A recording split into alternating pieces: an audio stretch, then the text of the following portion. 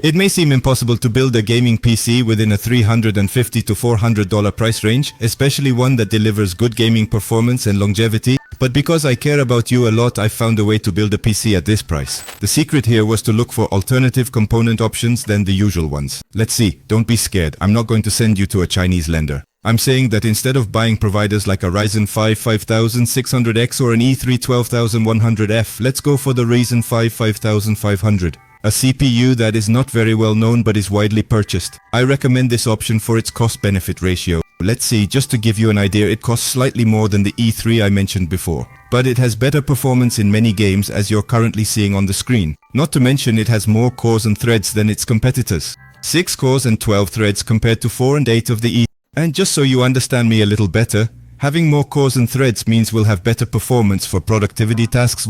What do I mean by this? Video editing, rendering when using Photoshop, Premiere, After Effects or programs of this type.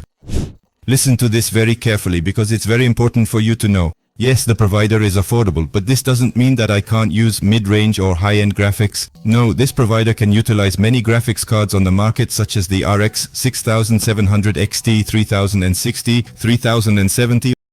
And honestly, I think it's great because it only costs $100, not bad at all for your first PC. I was looking for motherboards for this CPU and found several options from A520, B450. All 3 motherboards work wonderfully with the 5500, but in this case I went for quality and price and opted for the one in the middle, the B450, specifically this model, the MCI Pro BDH Max. I think this is more than enough for today's assembly since we can support up to 64 GB of RAM. It has good protection, a heatsink for the plate, and most importantly, we have an M2 slot at a cost of $70. Speaking of M2, the storage we're going to use will be of this format basically because I want your PC to fly when you open Fortnite or even when you watch no porn. I found this particular one, the 500 GB Crucial P3, for only $28. When I saw this, I thought, this seems too cheap, there must be something off about it. But looking at reviews and 4.7 star ratings on Amazon, I thought maybe it's not that bad because everyone is recommending it in the comments. However, if you're not comfortable with this, you can go for one from a better known brand such as Samsung, specifically the 500 GB SSD 980. It has high quality, good speeds, and an affordable price, $45. Another very important thing I want you to know is the amount of RAM that we will use for the assembly. Ideally, we should opt for 16 GB in dual channel for optimal gaming performance. In the future, when you can add another 16 GB if you like to have 32 GB. Trust me, the ensemble will allow it. Talking about models, brands, designs and so on. This is very subjective and I'll leave it up to you to decide. If you want RAM with more RGB, then go for it. There are affordable models from Corsair, XPG or T-Force that offer inexpensive memories with. But in this case, to save money, it's best to use the 3200 MHz T-Force Vulcan. They don't have an amazing design, but it's not terrible either.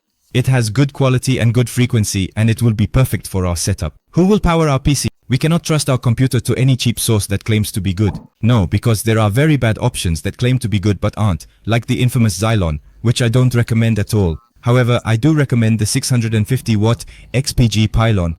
If you prefer, you can go for the 550 watt one, but I chose this one just in case we want to upgrade any part of our PC at some point. What have we been told about this source? It has excellent protections, it's 80+. The 105-degree Japanese capacitor offers a lot of durability and stability in our PC. It also has 8 protections, which are typically found in mid-range or high-range sources. And for the price, it is completely worth buying to protect our components. Did you think we were going to neglect the graphics? Of course not, it's essential for this setup. The CPU doesn't have integrated graphics. In this case, since it's your first PC, maybe you don't have a large budget for graphics, and I understand that. Many times we want a NASA quality graphics card. But the budget doesn't allow us. It happened to me, and it keeps happening. Don't cry, don't cry, don't cry. That's why I'm recommending the RX 180 2048 SP. Don't fret, it's a good graphics card, and even better for the price it's listed on AliExpress. I found it for as low as $60. I recently bought one, but it hasn't arrived yet. However, when it does arrive, we will test it on the channel. But as I said, it's $60 plus 10 for shipping in many cases, but it's still worth it. Just look at the performance in games. It's not bad at all. Moreover, many people buy this GPU every day and believe me, it's not going to disappoint. With our PC setup, I want to show you how it performs in video games. In Fortnite we have an average of over 144 FPS. We reach over 200 on many occasions, which is perfect for monitors with higher refresh rates.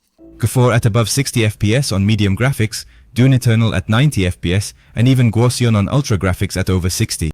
Its performance is very good in both competitive and ADA games for its price of between $350 and $400.